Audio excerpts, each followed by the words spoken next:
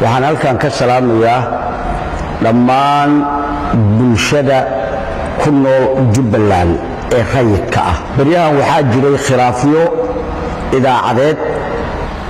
axmedow waa shakhsi, maamulkiisu waa shakhsi, waday dhacaan na Jubaland waa jiraysaa iyo bulshadeedu.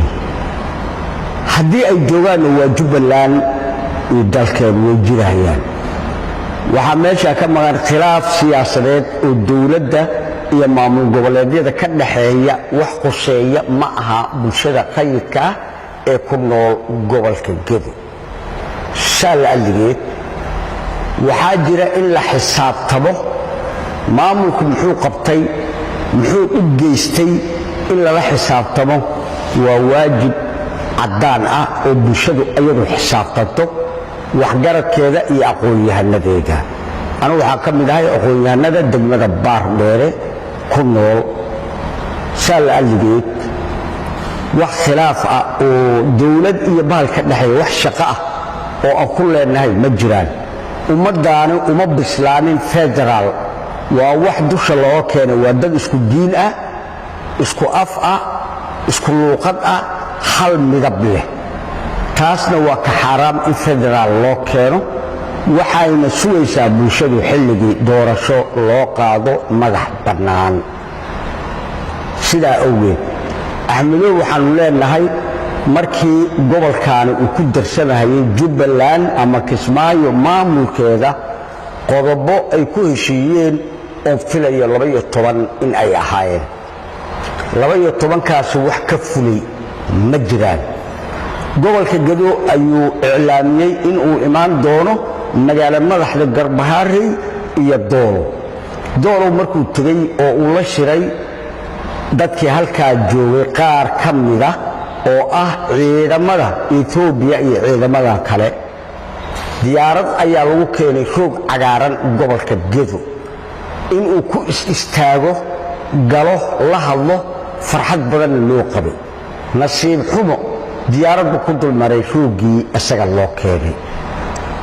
marka waxaanu leenahay axmedoobe haddaad tagto iyo haddaad joogtaba qofku hadduu meel ka tago wax uu qabtay oo ummaddaas uu u qabtay oo isku abaal sheegan kara ama ummaddu ku xasuusato ayaa loo baahaya. ciidamada jooga gobolka Gedo hal askari federaal kuma lahan. federaalada kale waxay leeyihiin ciidamo u gaar ah oo jooga biliis leh, nabad sugid leh. hal askari uma joogo. hataa kuma sheegan karo gabar foolanaysa oo isbitaal u baahan oo isbitaal geeyey. madmadowgaas soo kala dhex galay ma aha mid quseeya maamulka bulshada ku nool gobolka Gedo iyo inta kale oo Jubaland ka koobanta. waa dad wada dhashay, dad isku siidiyad ah, dad ehel ah, isku qabiil awey. saasaana federaalka looga dhigay 3 gobol ee jooga halkaan. haddaba axmedow waxaanu ka codsanaynaa iyo maamulkiisa madaxweynaha iyaga waxaanu ka codsanaynaa 12kii uu 6 sano joogay, 2 sano oo milku gaara iyo 4 sano oo sharci ah, inuu hadda hadduu tegayo wax uu ka fuliyo hal qodobba ha ahaatee. bulshaduna diyaar bay u tahay. wixii qori haysta bulshadu kuma jirto. nabadoonay leedahay, ugaasiyay leedahay, aqoon-yahanay leedahay. nasiib xumada jirtay gobolka Gedo xildhibaan buu leeyahay, wasiir buu leeyahay, madaxweyne ku-xigeen buu leeyahay. dad inta dib ugu soo laabtay bulshadii wacyigeliyey federaal wuxuu yahay macnaysiiyey. konfederaal iyo federaal ma kala garan karaan bulshadu meel kasta oo joogto. waxaan rabaa waddada ay haystaan in la fuliyo. haddana waxaanu ka codsanaynaa 2 qodob: in uu soo daayo, soo sahayo, keeno gobolka Gedo mas-uuliyiinta heer qaran ee gobolkaas joogta ee beesha tan u dhalatay, si ay ula wada xaajoodaan oo madmadowga meesha looga saaro ayna noqotana dad isku xiran oo wax wada qabsada, dhaqan dhaqaale qabsada, horumar qabsada, aqoon qabsada, waxbarasho qabsada.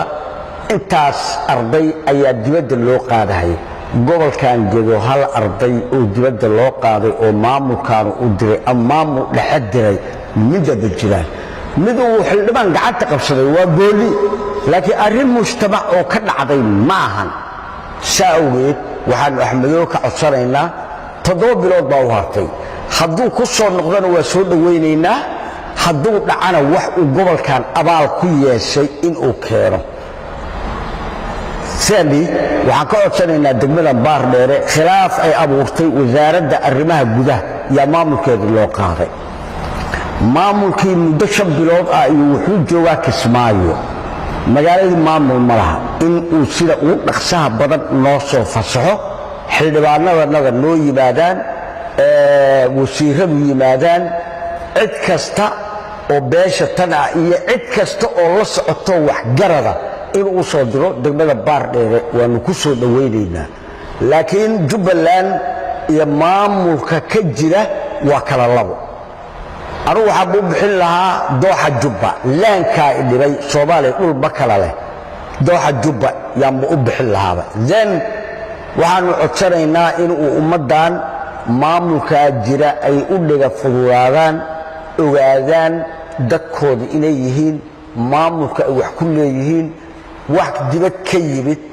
ama sheelka dawladeed ee dibadda qaramada midoobay iyo laamaha wax bixiya ay soo direen iyo maamulkaas dekadiis wax ka yimid midna male sida awgeed in ciidan ay maamulka ku yeeshaan gobolka Gedo in ay midowga saaraan ayaga ayay ku xiran tahay wuuna garanayaa eedda meeshaas ku jirta meelaha ay ka bilaabatay dadka gobolka uu dhasho Kismaayo joog inay nabadgelyo buuxa helaan maxkamad cadaalad helaan iyaanu soo jeedin lahaa